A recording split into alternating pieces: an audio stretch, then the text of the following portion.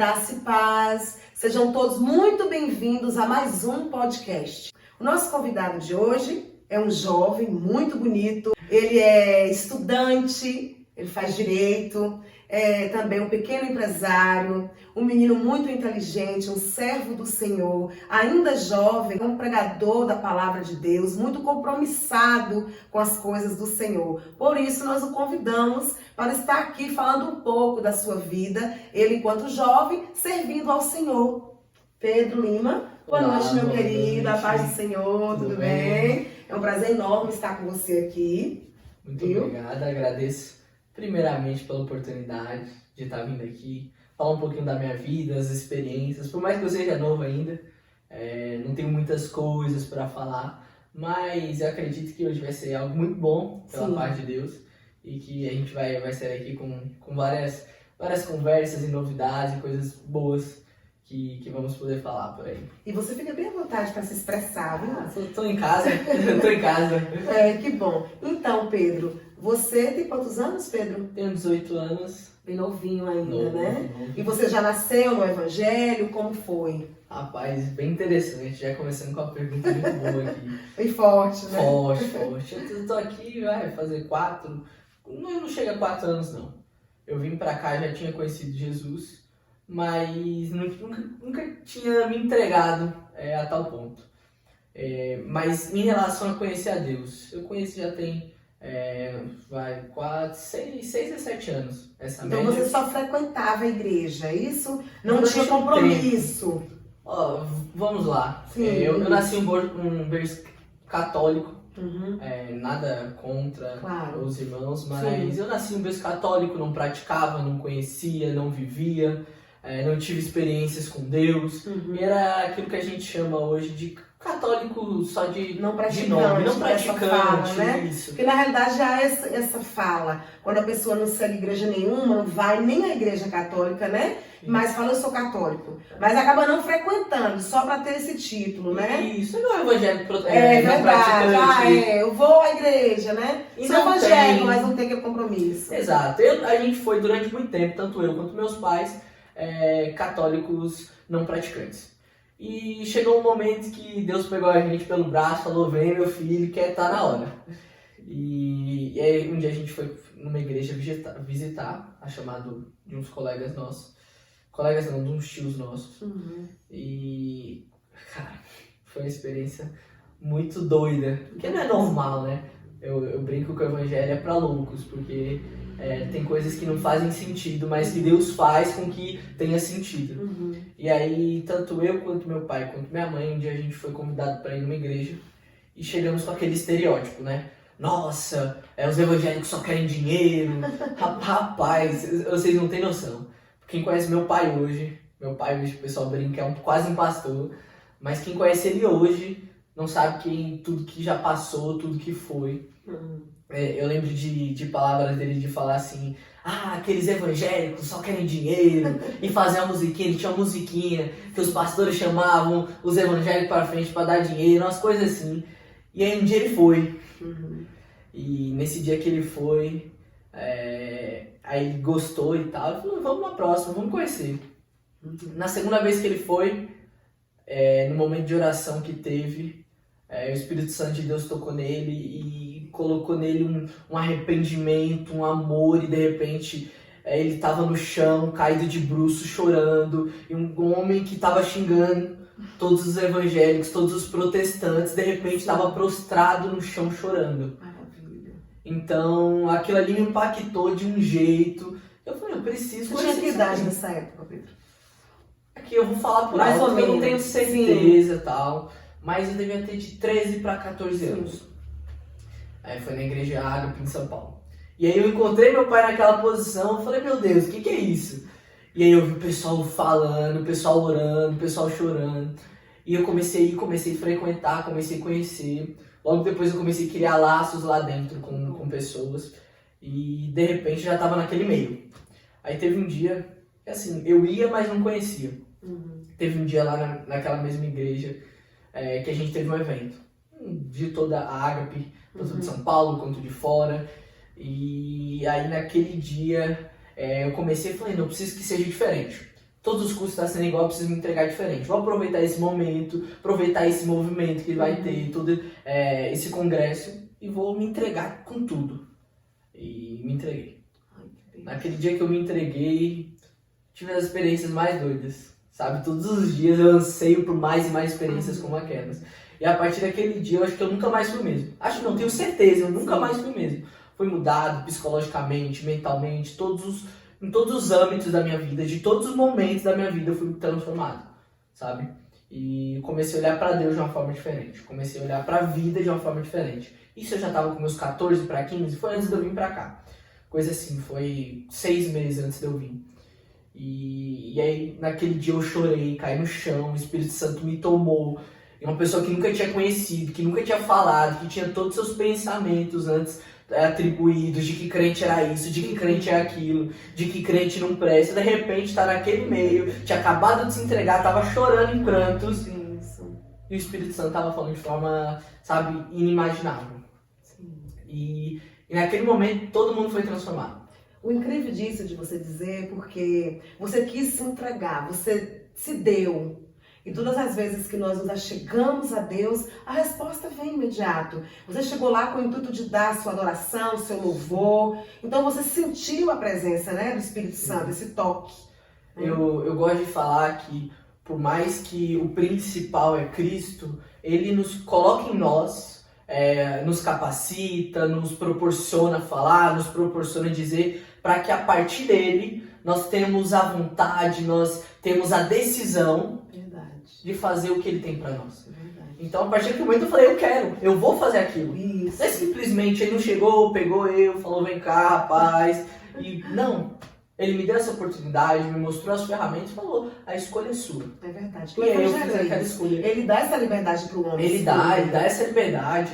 E Não a todo obrigado, momento, né? Em nenhum momento a gente vai ver um homem que foi obrigado por Deus, pegou assim e falou, vem cá, você precisa se converter, não. Foi sempre uma escolha, ele mostrou o caminho, ele mostrou a palavra, ele mostrou o evangelho, ele mostrou a transformação e de repente as pessoas estavam sendo transformadas. Entendeu? Todo movimento que a gente vai ver na Bíblia, na história, todos os movimentos que tiveram, não foram pessoas pegando e arrastando os outros, não. Foi o Espírito Santo tocando o coração e as pessoas tendo a oportunidade de serem transformadas. Sim. Eram convencidos pela palavra de Deus, Isso. né? Não foi algo tomado à força, como fala, o evangelho não é tomado à força. O evangelho é amor, é carinho, é o Espírito Santo transformando, mudando o caráter. É só ele mesmo que muda, né? Não, e só convence o homem, né, do pecado, e pra mim foi muito do juízo, foi né? muito, de repente, Sim. eu fui mudado. E eu vi isso muito na minha casa.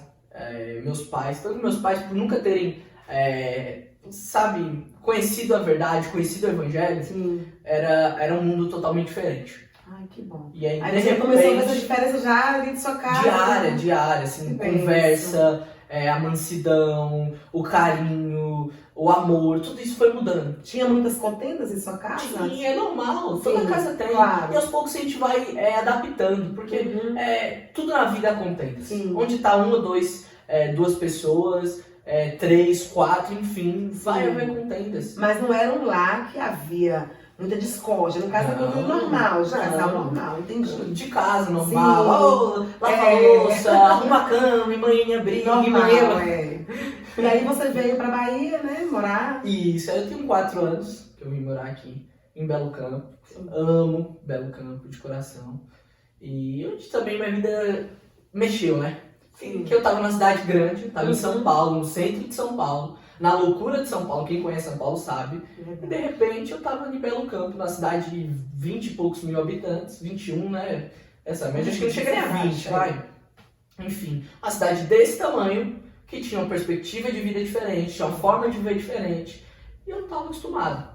E incrivelmente eu me apaixonei. Ai, que bom. Eu amo Belo Campo, sabe? O ambiente, o local, as pessoas. Cidade maravilhosa. Tem coisas que, óbvio, a gente não gosta, mas tanto quanto cidade pequena quanto grande, mas a gente tem que saber levar tudo, né? É uma cidade de um povo muito acolhedor. É muito fervoroso, né? Eu acredito que é da região, a gente é muito de abraçar, de encostar, de brincar. Então foi muito bom, essa mudança de região. Pra você foi bom. E a sua família, assim, os seus parentes moravam lá ou são daqui? da região. Assim, Essa foi uma mudança radical para você, né? Que nasceu lá. Eu nasci lá, desde o dia que eu nasci lá. Uhum. E vim pra cá, gente, por mais que a gente vinha sempre, eu ficava sempre na cidade vizinha, ficava um mês, 15 dias, 20 dias e não sabia nada da cidade. Por mais que a gente tenha nossas opiniões, eu não conhecia Belo Campo, entendeu? Eu vim pra cá com essa perspectiva diferente, por mais que eram só nós três. Sim. Quando a gente veio, eu deixei coisas lá, né? Deixei a família, tios, primos, pessoas que realmente Você tinha eram importantes. contato, né? Isso. Diariamente. E aqui, hoje, eu tenho pouco contato. Porque eu tenho meus avós e somente, né? E não tenho um familiar próximo, que eu vou na casa, enfim. Mas quando você veio pra cá, já um adolescente, né? Aí você continuou indo à igreja? Continuei. Eu acho que eu não cheguei a parar. Eu vim pra cá, um mês, 2 meses depois, eu já tava me encontrando. E tô até hoje. Hoje eu tô na igreja do Evangelho Quadrangular. E não me arrependo, a igreja é muito boa, muito acolhedora. Ai, que bem. E hoje, graças a Deus... Presidida por Osiel Rodrigues, né? Pastor Osiel, nosso pastor, amo ele. E tá sendo algo muito, sabe? Muito Tô me sentindo muito bem. Que bom. Tenho 4 anos já e não me arrependo de nada, de nenhuma das escolhas. E quando você começou a descobrir que você tinha esse dom de pregar? Porque você prega muito bem. Rapaz, outra história interessante. A gente vai voltando, né? Vai voltando, tem Mas problema eu não. sempre fui uma pessoa que eu sempre falei muito bem. Sim. Sabe? Eu sempre me expressei, brinquei. Não sou uma pessoa sem vergonha, sabe? Que chego aqui e você fala, fala disso, eu começo a falar. Nada, zero timidez. O time da gente Um pouquinho. poucos, é normal. Só que a gente não pode deixar ela tomar conta da gente, né? Tem hora que eu tô tremendo, não aguento mais, mas eu falo e pronto, e não pode deixar o medo tomar enfrenta, conta. né? Exato. O medo, O problema nosso é que muitas vezes a gente deixa o medo tomar conta. é verdade. A gente tem medo de falar em público, em vez da gente ir lá enfrentar o medo e falar, ó, o medo, vem cá, você não manda em mim, é eu que vou fazer, não. Sim. A gente se acomoda no nosso cantinho e deixa o medo tomar conta. E aí, chegou em São Paulo, eu recebi a oportunidade. Loucura, tinha 14 anos, não era bem uma pregação, era um momento de palavra. E foi bem interessante. Me deram a oportunidade, me deram 15, 20 dias. Não conhecia a palavra, nunca tinha lido a Bíblia, não tinha experiência de ler, porque por mais que eu fosse uma pessoa ativa, que falava, que brincava, que decorava os versículos e tal, eu não conhecia. E ainda era muito recente. E era quando muito converteu, recente, né? exato. Então não tinha essa experiência, esse apego com é. Deus. E me chamaram e falaram, você tem a oportunidade de dar uma palavra num culto de jovens, um culto temático de jovens. E aí, eu gostava muito daquelas palavras. Hoje, não sei se vocês conhecem o David Leonardo. Sim. É um pastor bem famoso, enfim. E chegou no momento que eu falei, eu gosto da palavra dele. Peguei uma palavra, rapaz, que eu lembro até hoje. Era sobre... Eu não vou lembrar o nome, enfim. E falava sobre pecado. A palavra tinha 14 minutos. Só que não me estipularam, tem que falar, não, 20, 25 minutos, tá bom. O que eu peguei? Eu vou falar essa palavra. Eu ouvi a pregação, marquei, ele falou isso. Decorou tudo. Decorei tudo que ele falou. Decorei tudo, a pregação inteira. E aí fui. Falei, não, vai dar certo.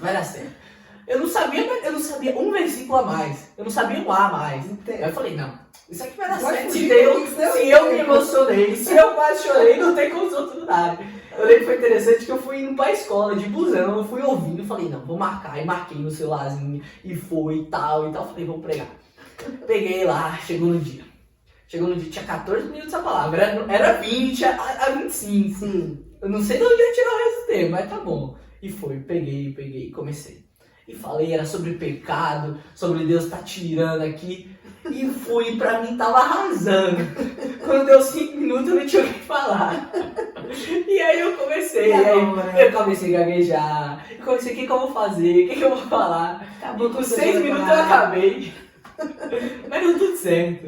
Bom. E aí naquele momento eu falei, eu gostei disso. Não fez sentido, o povo brincou e tal, deu risada, porque foi 6 minutos. Mas amém.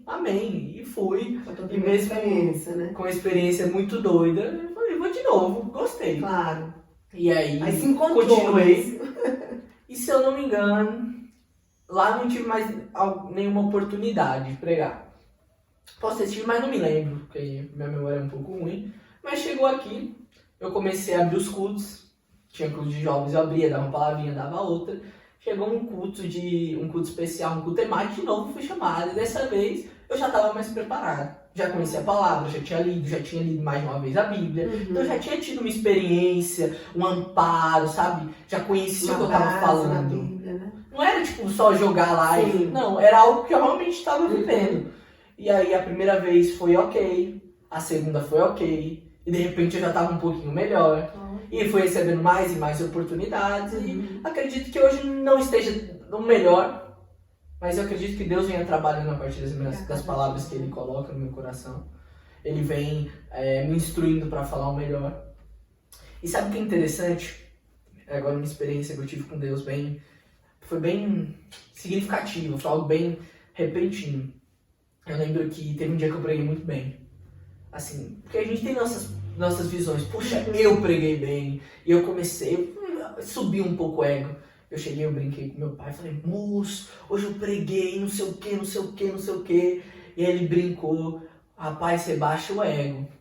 Rapaz, você baixa o ego. Aí eu falei, não, moço, hoje foi bom, não sei o que, não sei o que, e tal. E aí depois eu recebi outra oportunidade. Nessa outra oportunidade foi a pior, eu não sabia o que falar. Eu comecei, eu gaguejava, eu não falava, e palavra não ia, e verso não ia, e de repente pra mim aquilo muito tinha acabado.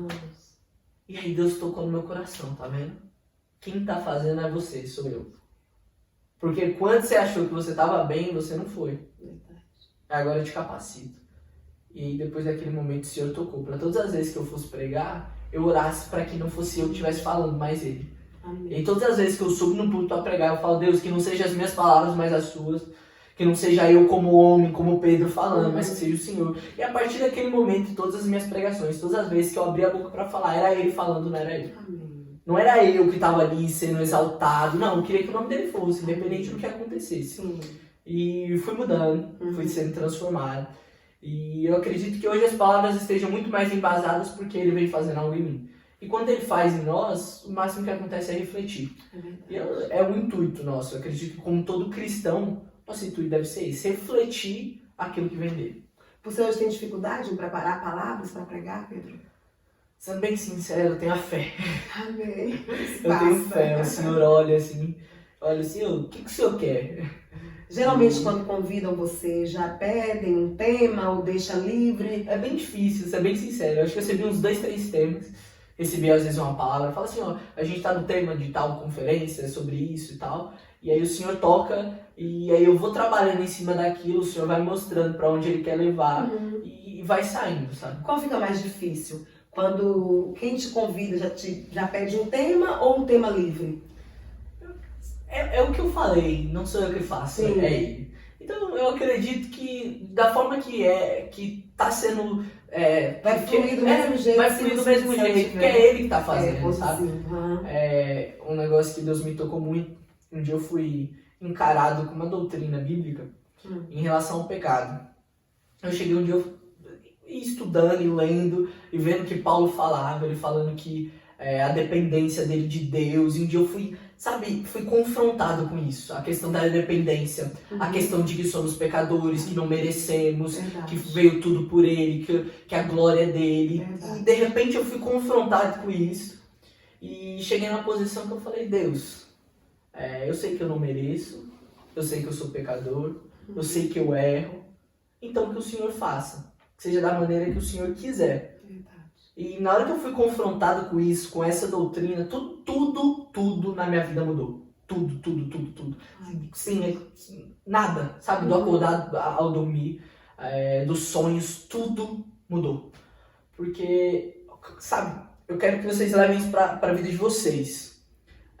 Entender o quão pecadores nós somos, o quanto os outros são e o quanto nenhum de nós merecíamos a Deus, é libertador. É verdade. Porque primeiro você tira um peso de você. Porque você começa a olhar, olha, eu não mereço, eu não posso fazer nada para chegar mais perto de Deus no sentido de ser salvo. Eu não posso ser salvo pelas minhas mãos. Os irmãos não podem ser salvos pelas mãos dele. Eu não sou mais santo que quem tá lá fora, que quem tá errando, não. E quando você entende isso, é transformador. Porque você começa a olhar pro outro com um olhar de amor. Você começa a ver quem não merecia. Sabe, você começa a ver aquela pessoa, por exemplo, que tá no mais fundo do poço. E começa a falar, poderia ser eu. Porque eu não sou diferente dele. Eu erro tanto quanto ele. Eu peco tanto quanto ele. E aí você começa a olhar com esse olhar de amor. Olhar de dependência. E falar, não, eu não sou tão bom quanto eu acho.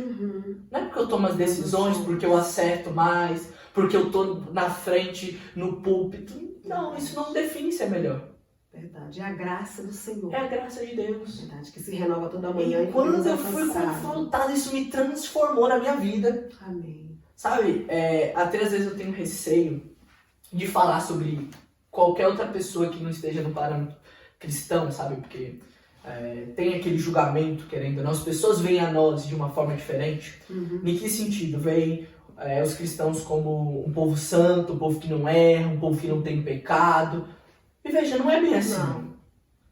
Não é bem assim. E a gente se depara muito com isso. E por isso muita gente bate a cara.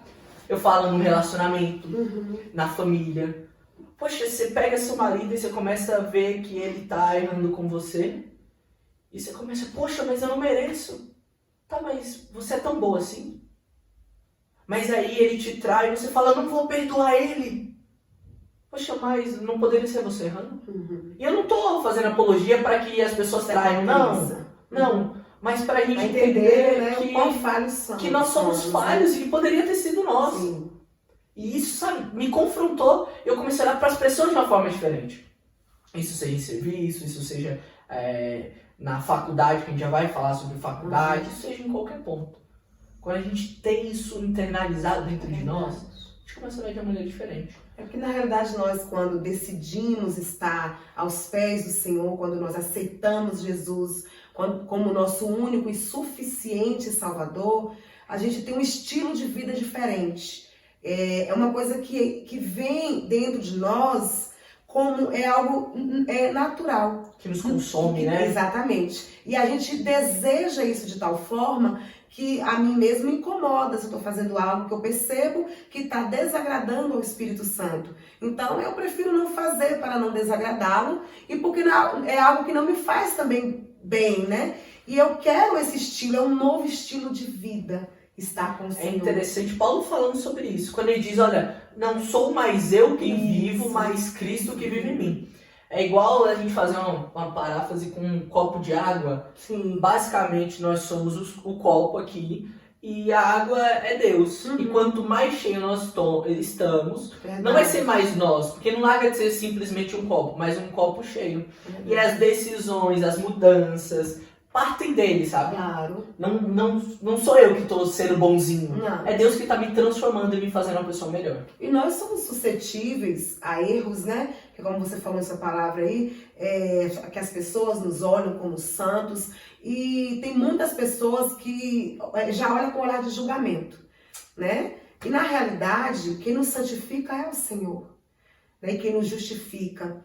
E pecado, todo mundo peca, óbvio, claro, todos os dias nós pecamos. Se dissermos que não temos pecado, somos mais mentirosos, né? Mas que o pecado em nossas vidas seja um acidente e não algo, eu vou pecar e acabou. Exato, porque Deus vai nos perdoar, né? Eu vou pecar hoje, amanhã, brincando de porque ser Porque se você foi transformado, aquilo não vai te fazer sentido mais. Não vai mais. É questão de ser transformado. De assim, poxa, você quer viver diferente. me mudou tanto que aquilo não vai mais fazer sentido pra mim. Ou o fato, por exemplo, de entendermos que somos salvos, de entendermos que Cristo morreu por nós, e por gratidão, por amor a Ele, nós não vamos pecar mais. É verdade. Porque nossa natureza, todos os dias, anseia pelo pecado. Essa é a verdade, sabe? E muitas vezes, eu peguei em situações, até no meio cristão, de julgamento de pessoas lá de fora. E por muito tempo eu julguei também. Eu falava, poxa, mas ele tá fazendo isso, ele merece mesmo, ele tá fazendo aquilo mesmo. Só que quando Cristo me tocou sobre isso, eu olhei para essas pessoas e falei, poxa, já com um olhar diferente. E se fosse eu? Com um olhar de misericórdia. E se na posição dele tivesse sendo eu? Posição de usuário, sim, de alcoolista, a posição de traficante, enfim. E se fosse eu? Verdade. Sabe? Será que não mereceria também uma nova chance? Será que mereceria teria que também o amor de Cristo? Cristo? Porque o amor de Cristo transforma quem a gente menos espera. Verdade. Ele não é seletivo de falar, poxa, não, você eu não vou transformar, não. Tantas histórias que a gente vai pegar e tantos podcasts que a gente vai ouvir de pessoas que eram ladrões, que eram assassinos, que de repente foram transformados pelo amor de Cristo. Sim. Quis uma mudança de vida. Porque o amor não é seletivo, Uhum. sabe? É aberto. O que faz com que nós nos adentremos e aí sim sejamos mudados. Verdade. Mas aí vai da escolha. E Cristo deu um exemplo tão grande, né? Quando ele fala na passagem de Mateus, Marcos também cita isso, sobre a mulher adúltera, né? Quando veio até ele, né? Todo mundo querendo apedrejá-la. E aí eles já querendo uma resposta de Jesus para enquadrar Jesus. E aí? Qual é a tua resposta agora, né? E aí Jesus vai dar uma resposta para eles, né? E que aquele que não tiver pecado, que atire a primeira pedra. E logo após que todo mundo saiu, levantou, porque todo mundo peca, todo mundo peca, né? Todos os dias, a todo momento. Verdade. E o único ali naquela multidão que tinha autoridade de dizer isso era Jesus. E aí Jesus vai, todo mundo, né, se retira e ele pergunta para ela, cadê os seus acusadores? Não tem. Não há. Então nem eu vou te acusar. E o mais lindo é dele dizer, agora vai. Os teus pecados estão perdoados. Vai e não peques mais. Esse o segredo, né? Encontrou com Jesus, vamos agora querer essa mudança de vida. Vamos ser transformados? Isso, eu quero essa transformação na minha vida. E ele sabia que por muitas vezes foi o problema da igreja? De que pessoas vinham de mundos diferentes. Pessoas que vinham com tatuagem, com vícios. Porque ninguém se livra do vício do nada. É um processo dolorido, sabe? Pessoas com vícios, pessoas, enfim, com dezenas de coisas. E chegavam na igreja, em vez de serem acolhidas, eram julgadas. Poxa, mas o irmão tá de tatuagem. Poxa, mas o irmão tá de piercing. Poxa, mas o irmão ainda fuma, o irmão ainda bebe. Tá vindo na igreja, não entra no falei, bebe por quê? É um projeto de Deus. Que ele trabalha nas mínimas coisas. Eu falo que coisa de 1 ano atrás eu não sou quem eu sou hoje. Sabe, é um processo de Deus me transformando. Em maturidade, em conhecimento, em decisões do dia a dia. E até hoje não estou nem perto de chegar no nível que eu desejo estar. Sabe, de ser mais paciente, de ser mais carinhoso, de ser mais amoroso. Tudo isso eu quero ser transformado. Só que é um processo. E é demorado, né? Não é um processo... E cada uma é diferente. Existem pessoas que ela conheceu Jesus hoje, ela já quis aquela transformação, ela se entregou por inteiro, ela alcançou. Existem pessoas que é um pouco devagar. E isso não quer dizer que Jesus a ame menos, né? Então, é um processo gradativo. E a igreja, ela tem que ter esse olhar de amor, de carinho, de zelo, de trazer, de acolher, né, e de ajudar essa pessoa a conseguir sair desse vício, né, para deixar os seus pecados de estimação, porque é uma mudança radical de vida que não é todo mundo que consegue da noite pro dia. Não, acho que quase ninguém. Quase ninguém. Até o próprio Paulo falando. Estamos em construção até o tempo que Jesus voltar, né? Isso, até os fins dos tempos, o Senhor vai estar tratando isso na gente. O importante é a gente estar sempre querendo essa transformação, querendo mudar, sempre querendo estar com Ele. Né? Olha, Senhor, eu pequei aqui, eu errei, me perdoe, mas e procurar não fazer mais, né? Que se isso acontecer, que seja por acidente, né? Sim. E tem meios, entendeu? Teve pecados que eu lutei, que eu comecei a encontrar meios. Sim. Por exemplo, se... Tem que haver uma luta. Isso. Recentemente eu estava conversando com um colega que ele se converteu tem pouco tempo e o vício dele era cigarro. E aí a gente foi conversar, enfim. E a gente começou a encontrar lugares que toda vez que ele ia, ele tinha ansiedade, ia fumar. Ou na hora do trânsito que ele chegava e começava a fumar. E a gente começa a encontrar meios de se libertar. Poxa, se aqui na hora que você está fazendo isso, você acaba fumando, começa a evitar ir nesse local. Começa a evitar andar com a carteira de cigarro, começa a evitar estar perto de pessoas que fumem. E começa a encontrar meios de você ir fugindo daquelas ocasiões que te fazem pecar, que te fazem errar.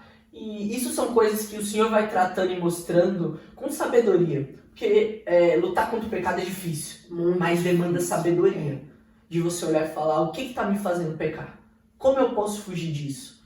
E quando Deus vai te dando a sabedoria e te mostrando os meios, você começa sabe, com conhecimento divino, com a sabedoria, você vai encontrando meios de ir fugindo do pecado.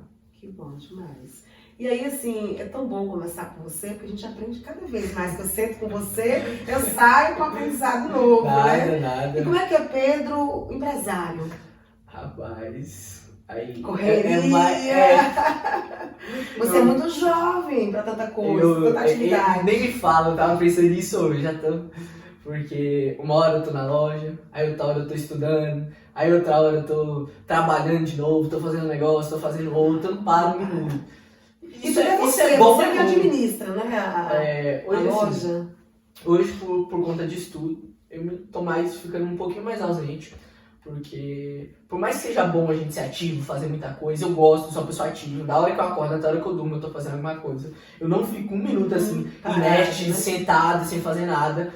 Eu não consigo, acho que é algo meu. Eu fui criando uma rotina e tal. Até Instagram, hoje mesmo, nessa semana, eu desinstalei o Instagram, desinstalei YouTube. Eu desinstalo tudo, porque eu quero estar focado, sabe?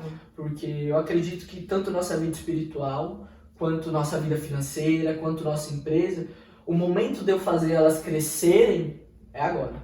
Então, quanto melhor tiver meu momento com Deus, quanto melhor tiver meu momento de dedicação ao trabalho, ao estudo, vai criar e consolidar uma base melhor. Sim. Então, foi um processo muito difícil. Hoje eu encontro um pouquinho mais ausente da loja. Graças a Deus, meus pais vêm Que eles trabalham. Eles trabalham também, né? Eles vêm me ajudando. Tipo assim, são seus sócios. São, exato. Tipo, durante... Quer ver? Hoje a gente vai fazer 3 anos e meio de loja. Durante 3 anos eu toquei sozinho, tudo. E hoje a gente cresceu e demanda um pouco mais, sabe? E eles precisavam trabalhar. Ele falou, não, vamos pra lá e tal. E hoje a gente trabalha os 3 juntos. Tem mais uma moça chamada Sara. E assim, hoje eu me encontro um pouquinho mais distante. Hoje eu fico mais em administração, de conta, financeiro, fazer compras, fazer o processo de precificação. Tudo isso hoje sou eu que faço ainda. Só que em questão de venda, em questão de estar na loja eu não fico. Normalmente eu fico 2, 3 horas por dia, mas pra tirar um almoço. Mais na parte administrativa. Isso. Tanto porque eu precisava de mais tempo para estudar. Hoje, fora a faculdade, eu ainda estudo 4, 5 horas por dia. Então, eu quero isso, eu preciso me dedicar para ter mais conhecimento, para ter mais tempo, para consolidar minha base. Então, para isso, eu resolvi me afastar um pouquinho da loja. Sim. Mas é muito estranho, porque desde os 14, era todos os dias na loja. De manhã até de tarde, de manhã até de noite. Começou muito cedo. Comecei muito cedo, né? Eu acho que foi isso que, sabe, também mudou muito minha história. Meu pai, desde pequeno, gostou de colocar responsabilidade pra mim. E ele sempre falou assim, olha, eu te dou total acesso, vai lá e faz o que tem que fazer, mas arque com as consequências. Eu acho que esse é o problema da nossa geração, aqui, voltando aqui pra geração e pra gente ir. O problema da nossa geração, muitas vezes, é que elas querem fazer as coisas, mas não querem arcar com a consequência. Verdade. Com a responsabilidade, exato, né? Com a responsabilidade. Não querem tomar pra si a responsabilidade. Quando meu pai colocou essa responsabilidade em mim desde novo, eu comecei a tomar responsabilidade. De pegar e falar, se tem que fazer, eu vou lá e faço. Se precisa realizar, eu vou lá e realizo. E isso muitas vezes é o nosso problema, assim, como geração de jovens. É muito aberto, entendeu? Pra crescer e tudo. Muitas facilidades, hoje a gente tem internet, mas ninguém quer tomar responsabilidade. Ninguém quer pegar o problema e falar, vamos aqui resolver. E não quer iniciar nada, quer encontrar pronto, né? Quer encontrar pronto. E aí eu peguei uma loja com 14 anos, e aí comecei a ter que tomar as decisões. No começo eu tinha um sócio, mas acho que com 1 ano e pouquinho desvinculou, e eu comecei a tomar tudo sozinho.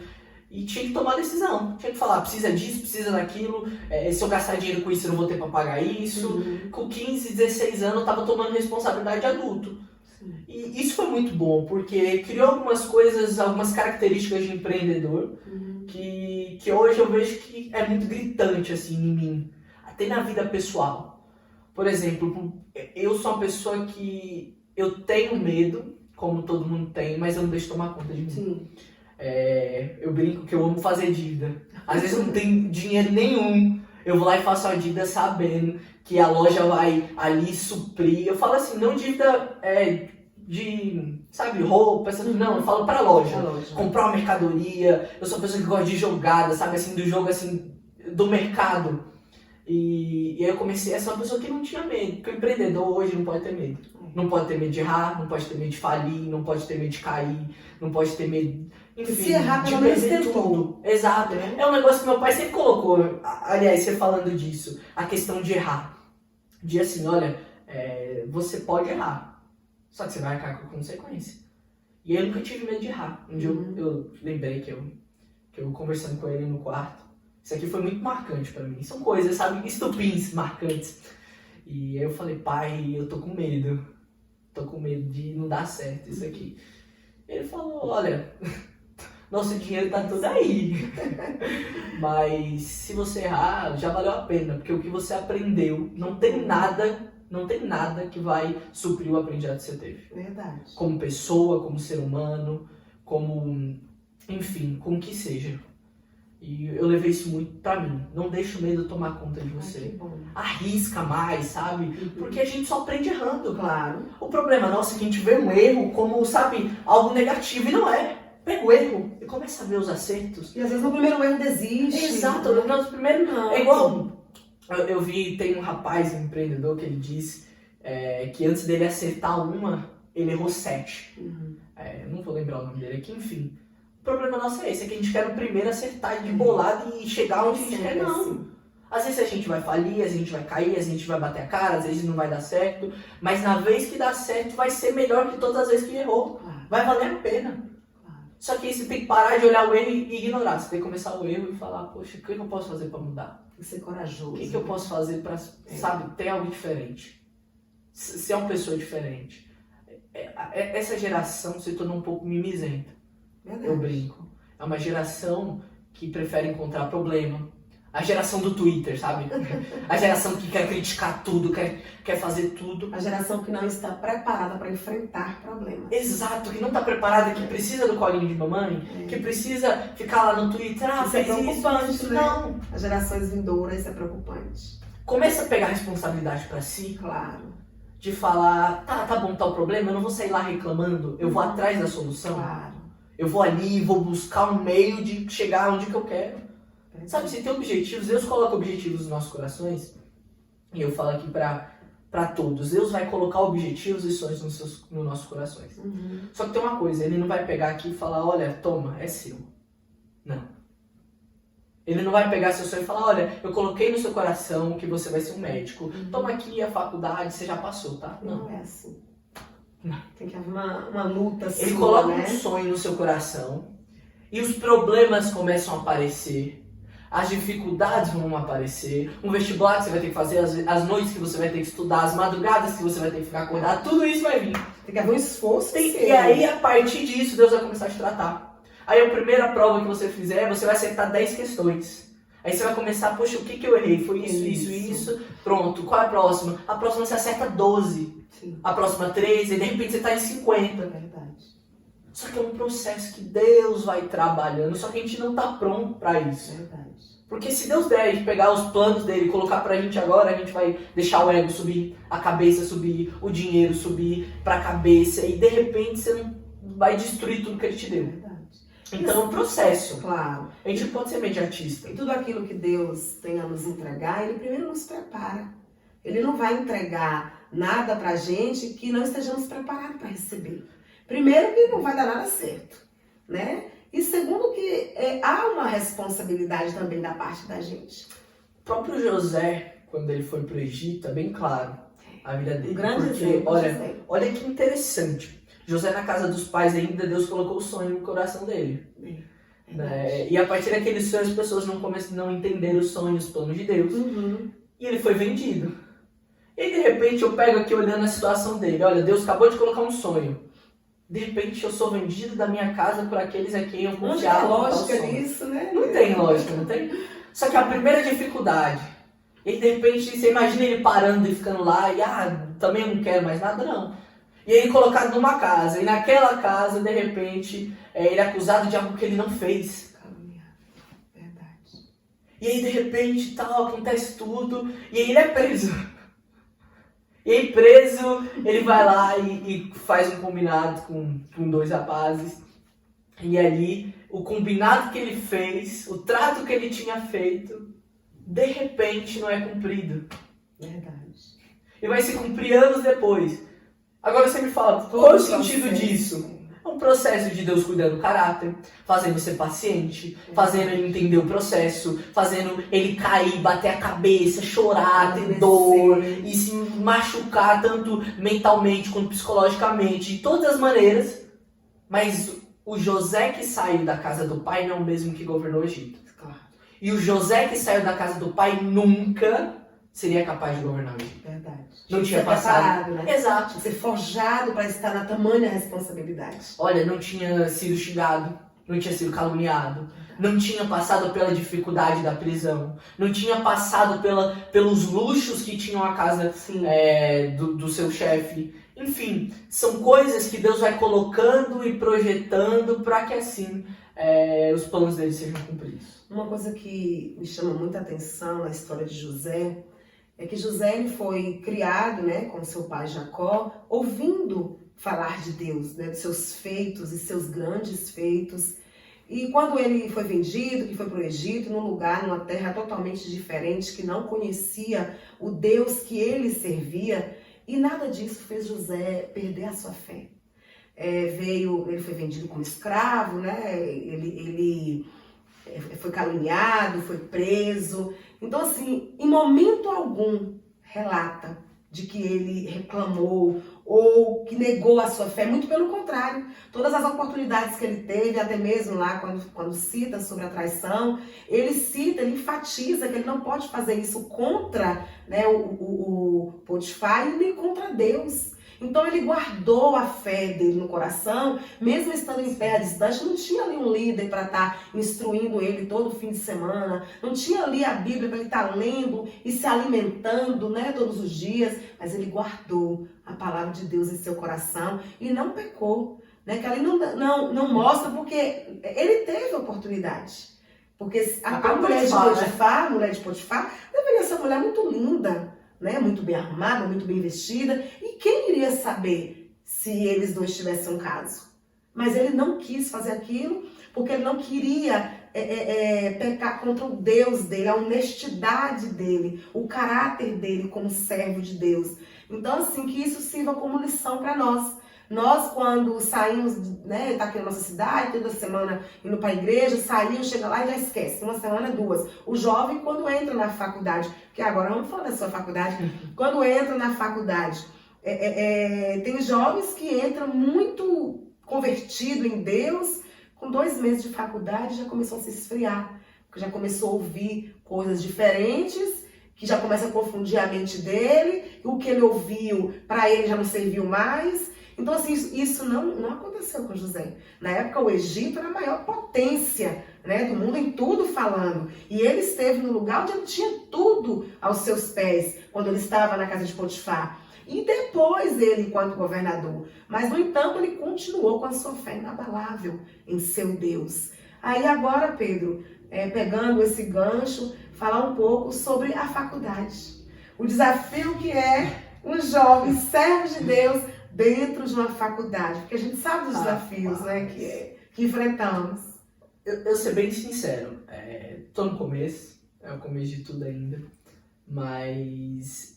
Mesmo no começo já enfrentou, né, algumas dificuldades. A gente enfrenta a todo momento, pensamento, divergência, são coisas. Mas eu acho que é também de estar bem embasado, assim, Deus, estar bem firmado, porque é um processo complicado. Uhum. E eu acho que o que acho que Deus foi me dando sabedoria para lidar é saber onde são seus pontos fracos. Sim. Saber o que você pode lidar, o que você pode fazer, o que não pode, aonde pode ir. Porque, sabe, tem coisas que não são erradas, só que te levam ao caminho errado. Verdade. Eu falo igual, a gente puxando aqui a questão do cigarro, eu comentei, o erro dele era fumar. Só que ele sabia que quando ele estava em tal lugar, ele fumava. Uhum. E em tal lugar era pecado? Não era. Porque pra mim poderia não fazer diferença nenhuma. Só que fazia ele pecar. Então, quando a gente entra numa faculdade, a gente tem que saber aonde a gente pode ir, aonde a gente é fraco, aonde a gente aguenta, aonde a gente tem culhão pra aguentar, Sim. ter força, sabe? E tem pontos fracos que todos nós temos, porque tem gente que tem ponto fraco, tem gente que não tem. É igual, por exemplo, eu vou dar um exemplo aqui. Se você, antes de se converter, tinha dificuldade com bebida, você não pode chegar em um ambiente com seus colegas em que eles vão beber e você vai tomar coca. Que é a sua fraqueza, né? Exato. Nunca tive problema com isso e tudo. Eu teria total condição deles estarem ali bebendo, estar conversando e tomando a coca. Porque eu sei o meu ponto fraco, eu sei o meu ponto forte. Entendeu? Eu sinto o cheiro da bebida, eu tenho, sabe, repulsa. Eu sempre tive. Na minha casa, meu pai, ele tem 48 anos. Ele não era cristão até 7 anos atrás. E ele nunca bebeu. Ai, que maravilha. Por mais que ele sabia, tava no mundo e tal, nunca teve, sabe? Bebia às vezes sem álcool e tudo, mas nunca teve vontade. Era só pra dar ali e tal, pronto, acabou. E falando da bebida, Pedro, é assim triste porque existem muitas pessoas que começam a se envolver com bebida muito cedo, talvez pelo meio que vive, Total. né? E acaba que viciando e depois sendo um problema muito sério, muito grave, a ponto de não conseguir deixar e trazer problemas de saúde, problemas na convivência com sua família, que o alcoolismo, né, hoje é um problema de saúde, não é um problema com álcool, é um problema de saúde, né? E uma pessoa alcoolista é muito complicado, porque nem sempre ela quer o tratamento, né? Há muitas pessoas que tá à disposição, alguns órgãos, procura para tentar esse tratamento e não consegue, porque a própria pessoa não quer deixar. Então é um processo difícil, é um perigo muito grande. É um né? negócio assim que é você entender onde você precisa mudar. Claro. Você entender que é fraco, você entender que precisa de E já não ajuda. entrar nessa porque pode trazer um problema, Exato. né? É igual, por exemplo, tem pessoas que sempre teve problema de luxúria, de querer sair com várias mulheres. Sim. E ele vai ficar com várias mulheres de papinho, mandando mensagem? Não. Sim. Ele sabe o seu pecado, ele sabe o seu erro, ele sabe a dificuldade. Qual é o dele? Se afastar.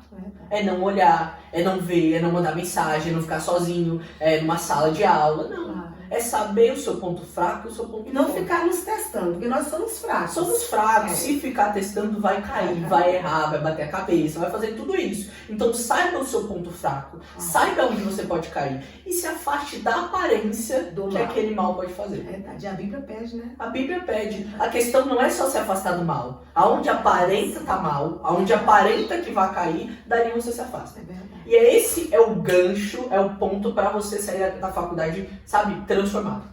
Porque às vezes a gente quer testar, né? A gente chega na faculdade, aí vê o pessoal saindo pra beber, e fala, pô, mas eu sou crente, eu vou sair pra beber e vou lá e beber uma coca.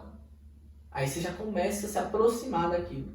Ah, mas só uma coca e eu vou ficar lá com meus colegas e tal, e de repente você já tá fazendo tudo que eles estão fazendo. Verdade.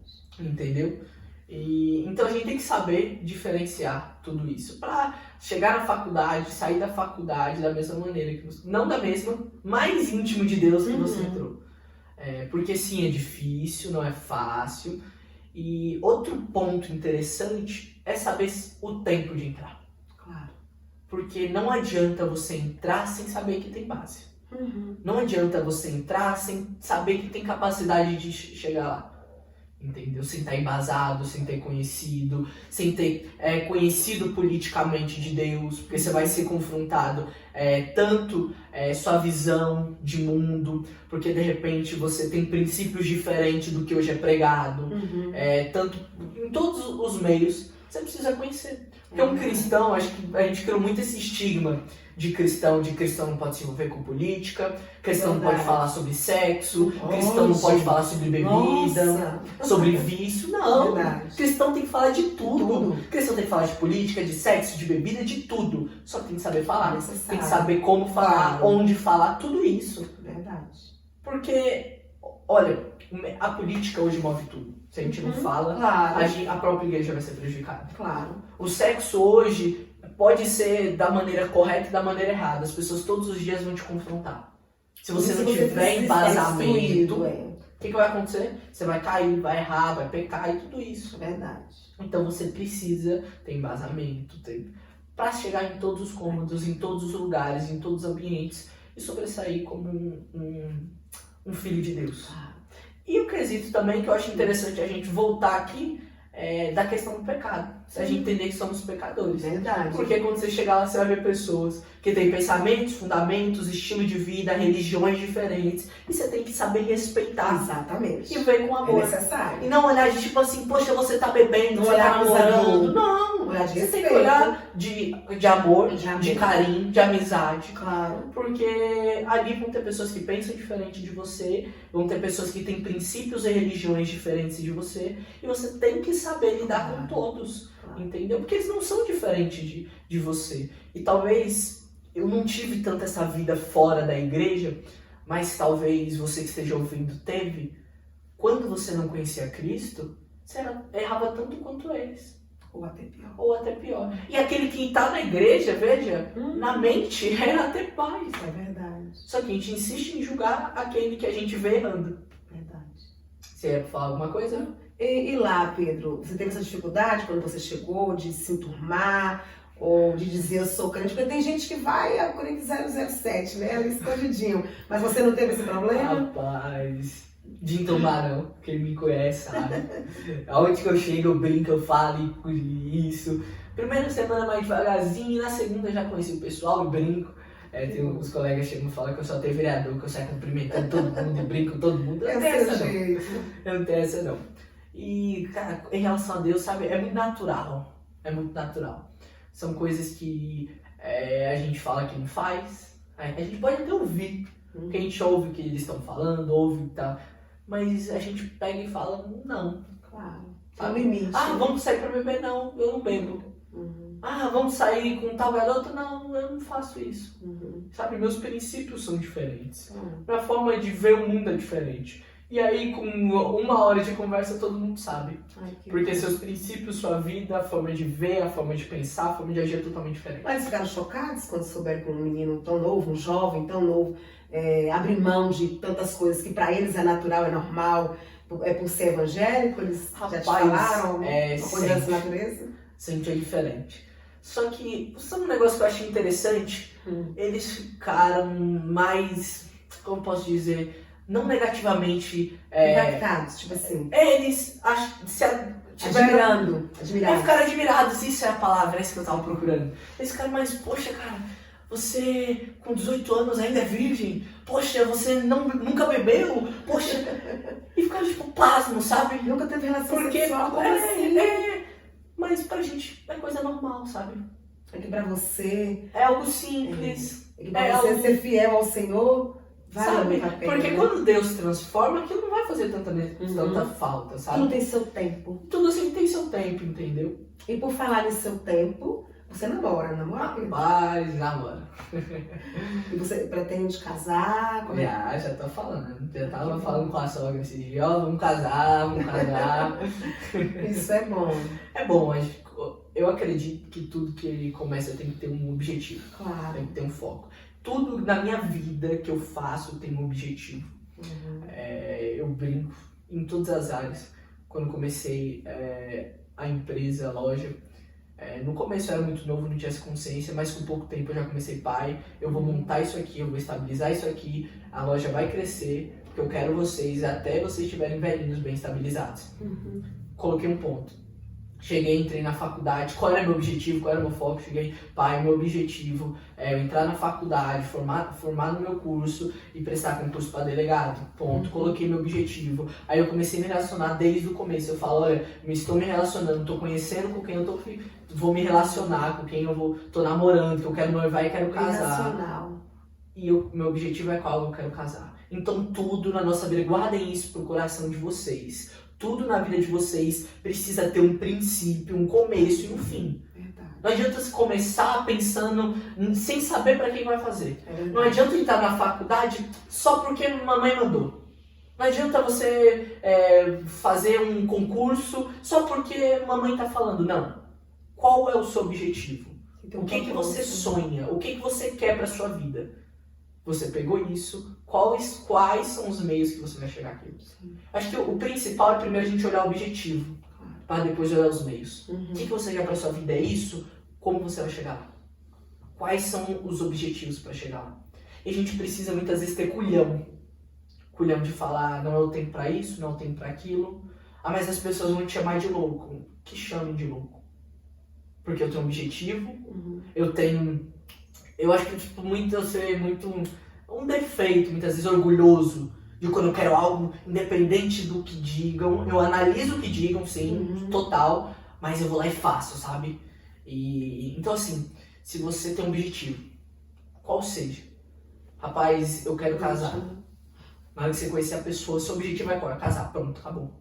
Você vai caminhar para aquilo. Como que você vai construir aquilo? Você vai começar a falar com sua esposa, com seu esposo, enfim, com a sua atual namorada, né? Fala com seu namorado, sua namorada. Vão estabelecer princípios, datas, meios, vão atrás de como. Então, assim, desde o começo você estabelecer o seu objetivo e arrumar meios de alcançar. Isso é em tudo na sua vida. Não adianta você começar as coisas e deixar pelo meio do caminho. Porque você pode ter 1 milhão de meios diplomas, só que nenhum vai valer como um diploma completo. Verdade. Você tem que ter um planejamento, né? Em tudo. Porque senão não vai dar certo, né? Não vai funcionar, não vai fluir. E fui aprendendo isso com a loja. Que bom. De que, tipo assim, não adianta você colocar um monte de coisa se nada estiver bom. Claro. Não adianta você ir lá e sair dividindo se você não tiver cliente. Verdade. Então, saber o seu objetivo, procurar os meios e aos poucos ir se adaptando.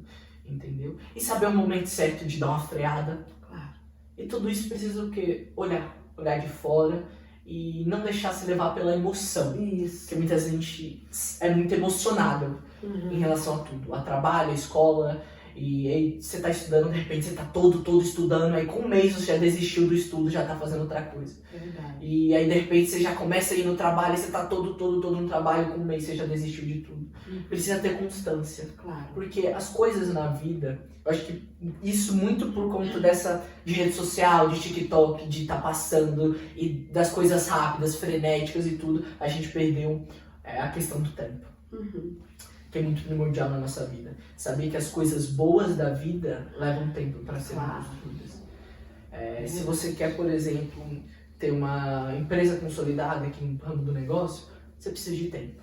Você precisa errar algumas vezes, aprender algumas vezes, ouvir as pessoas que estão ao seu lado algumas vezes. Sim. Você quer um relacionamento sólido, um casamento sólido, você precisa muitas vezes ter discussões saudáveis com o seu namorado, com sua namorada, com o seu noivo. Você quer um relacionamento sólido, muitas vezes você vai fazer algo que não agrada e ela vai tocar e você fala, olha, eu não gosto disso, eu não gosto daquilo, e irem conhecendo um ao outro, se adaptando e mudando.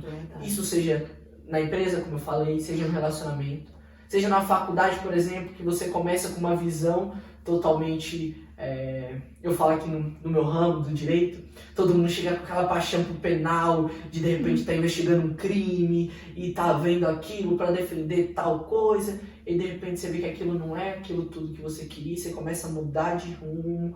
É adaptação, Sim. mas com um objetivo pré-estabelecido. Continuando a falar do namoro, como é que é o namoro cristão? Que é diferente. Namoro cristão é diferente. Total. Essa semana eu até recebi uma pergunta do colega em relação a isso. Eu como conseguia não ter relacionamentos.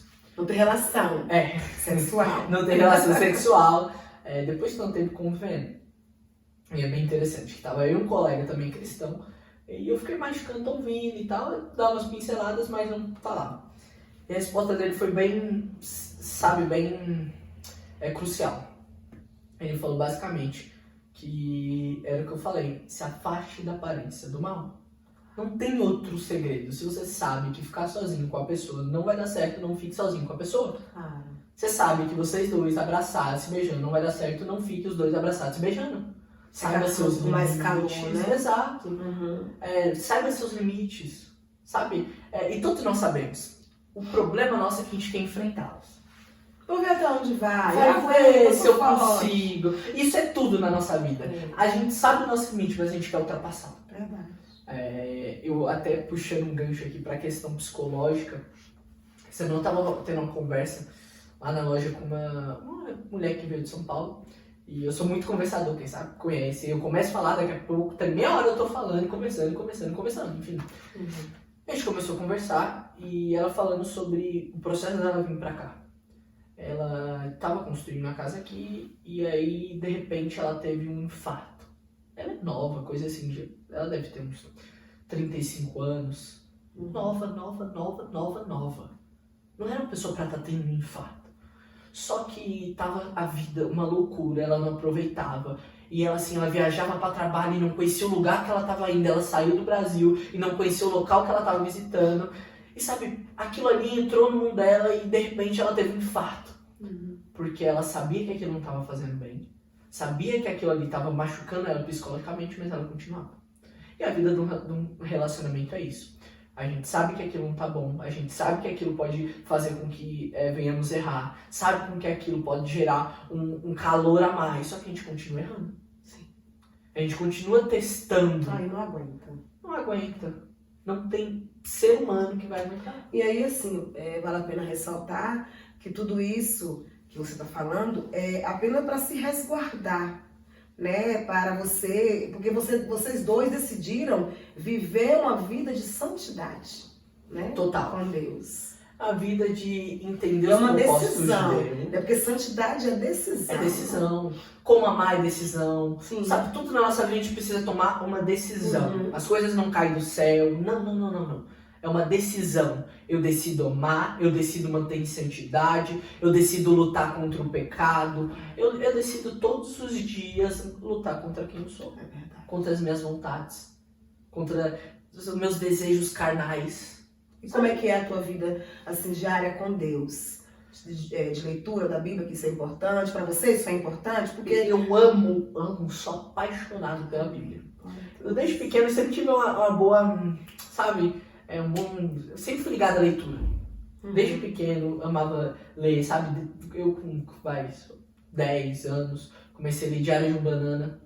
E depois disso eu nunca mais parei. Eu se olhar, vou lá no meu quarto, tem uma prateleira de livros. Por conta da faculdade, do trabalho, eu acabei, querendo ou não, dispersando um pouco das leituras. Pretendo voltar. Mas, como eu falei, na vida a gente tem que saber que tudo tem tempo. Claro. Tem tempo que você vai poder ler todos os dias, tem tempo que você não vai poder, menos a Bíblia, que a Bíblia é prioridade. É um alimento. Diário. Mas eu falo de outros livros, sim. Série. Tem dia que você vai poder ver série todos os momentos, Tem dia 2 que não horas vai por poder. dia, e tem dia que você não vai E poder. o seu diálogo com Deus? E sabe, eu tomei a Bíblia como uma prioridade na minha vida. A Bíblia pra mim foi algo transformador. Sim. Sabe, eu digo que é um meio norteador. Porque para todo cristão, não só cristão, para todas as pessoas, ler a Bíblia é transformador. Porque ele começa a ver a Bíblia de uma forma diferente. Você começa a se tornar íntimo daquilo que você está lendo. Quando você começa a ler Paulo, você começa a ser confrontado por que Paulo fala. E você começa a ler os evangelhos, você começa a notar o amor de Cristo, o cuidado de Cristo. Aí você vai para o Antigo Testamento, você vai vendo tudo aquilo que está sendo retratado. Começa a pegar coisas que Deus vai te moldando, te transformando. E aí você tá no dia a dia, você tá lembrando, poxa, mas o que tal pregador falou, do que tal, o que Paulo falou, o que João falou, o que Jesus viveu, e você começa a ser transformado, e aquilo faz parte do seu estilo de vida. Verdade. E em relação agora falando sobre falar com Deus, eu não tenho nem explicação. Porque para mim foi um dos pontos mais transformadores. No sentido de vida, de luta diária, contra a carne, contra o pecado. Eu acredito que a Bíblia é nosso meio norteador. E a oração é a nossa espada, sabe? Eu falo que por mais que a Bíblia retrate a própria Bíblia como uma espada, mas nós somos guiados por ela. É no nosso meio, sabe assim, eu preciso chegar nisso aqui, eu preciso alcançar o varão, o nível de varão, de estar se aproximando da perfeição, porque aquilo que te instrui, fala, você precisa disso, lutar contra isso, enfim, e aí você vai lutar a partir da oração. Tem pessoas que têm, assim, um pensamento errado sobre a oração, que a oração é um diálogo com Deus, né? A oração, ela não se resume somente quando estamos de joelhos ali. Mas durante o dia, você pode falar com ele o dia inteiro, indo para o teu trabalho, lavando uma louça pra gente querer. É um podcast de 24 horas com Deus. Limpando a casa, fazendo comida o tempo todo em diálogo com ele. Eu sempre falo, né, para as pessoas que ao meu redor, como é que você quer? Porque nós temos um objetivo, nós que somos servos de Deus, nós temos o objetivo de morar no céu. Né? É o que a Bíblia nos instrui, né, e o que nós queremos. E nós sabemos que essa vida é passageira, e se a gente estar com Deus, seguir a Deus só buscando as coisas deste mundo, nós somos o mais miserável homem, né? E aí nós, sabendo que vamos para a glória, para um céu de glória que Jesus nos prometeu, como é que iremos se nós não temos contato com o dono da casa? Se nós não temos contato com a cidade que nós iremos. E esse contato que a gente tem é um diálogo com ele. É a leitura diária da palavra de Deus, da Bíblia, que é a palavra de Deus. Então nós necessitamos disso, dessa comunhão, dessa relação íntima, né, com Deus. Engraçado que minha mãe fala que eu e meu pai somos meio doidos, assim. Não é normal, o povo não é normal em casa, não. O mais normal é amanhã. Porque assim, a gente tá aqui e a gente tá conversando, eu tô aqui com você e de repente eu falo de um assunto nada a ver, eu falo de uma coisa nada a ver, e aí eu começo e puxo um assunto, uma coisa que eu tava pensando na minha cabeça, e eu troco de assunto, eu falo 3 assuntos em 10 minutos, e a pessoa tá pensando que tá falando disso, não, eu tô falando aquilo, deixa eu me achar aqui. Entendeu? Que eu não paro de pensar um minuto, e eu tenho até uma certa dificuldade com pregação muitas das vezes, porque eu tô aqui, aí eu penso uma coisa, aí eu levanto, eu faço uma coisa, aí eu lembro que eu tô ouvindo a pregação, eu volto pra outra coisa. Eu sou assim, sabe? Eu tenho uma certa dificuldade, eu luto contra isso todos os dias. Você tem dificuldade em me concentrar? Total. Total. Eu acho que eu tenho TDAH. Eu falo que eu tenho, mas nunca fiz o teste, mas tem convicção que eu tenho. Porque... Eu acho que eu vou levar você pra fazer uma avaliação. Eu preciso, total. Cuida do psicológico. Da mãe me xinga, vai no psicólogo, vai. Eu fico enrolando, porque eu não tenho tempo, tem que encaixar ali. E é difícil. Enfim, mas realmente precisa cuidar.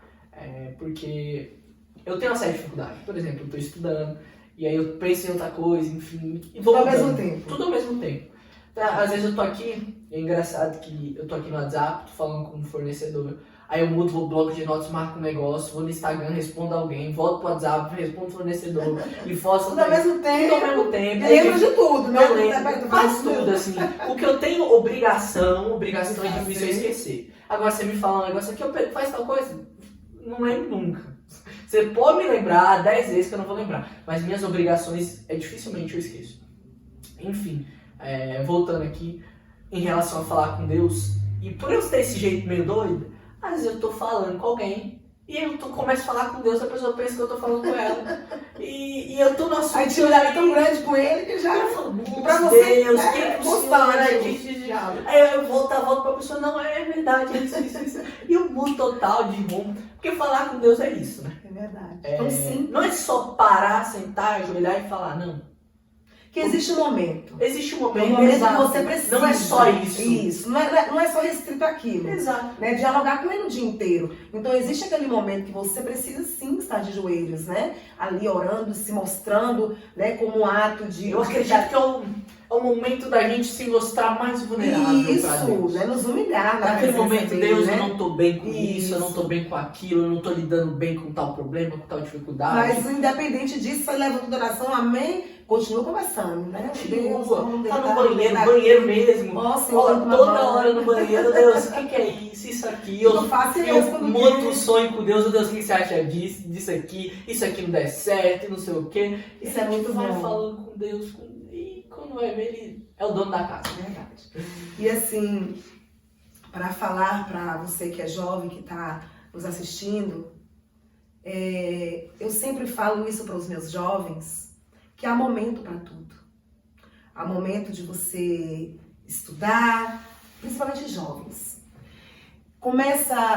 Muitos jovens começam com relacionamentos muito cedo, muito avançado, não está preparado e muitas das vezes para entrar naquele relacionamento ainda.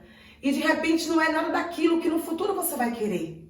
Então, antes de começar a ter um relacionamento com uma pessoa, procura antes ver quem é a pessoa, se vai valer a pena você entrar nesse relacionamento ou não, se tem o mesmo pensamento que você, se está na mesma caminhada que a sua, principalmente você que está na igreja, você que é servo de Deus, não vai encaixar. Se você vai para a igreja, está indo para a igreja, serve ao Senhor, vai ser complicado. E a Bíblia nos ensina sobre o jugo desigual. Vai ser difícil porque não vai chegar nos dias de culto, você vai para o culto e o seu namorado ou a sua namorada, né, ir para balada, vai ficar difícil. E tem outro detalhe, guardar um pouco mais até o teu sentimento.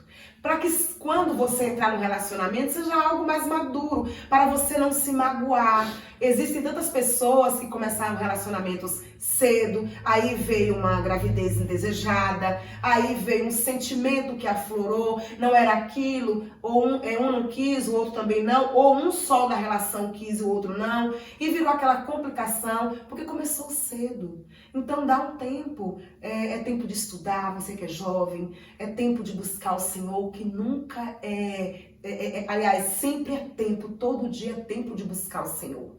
Então, se dedique mais a isso e deixa o relacionamento para o momento certo.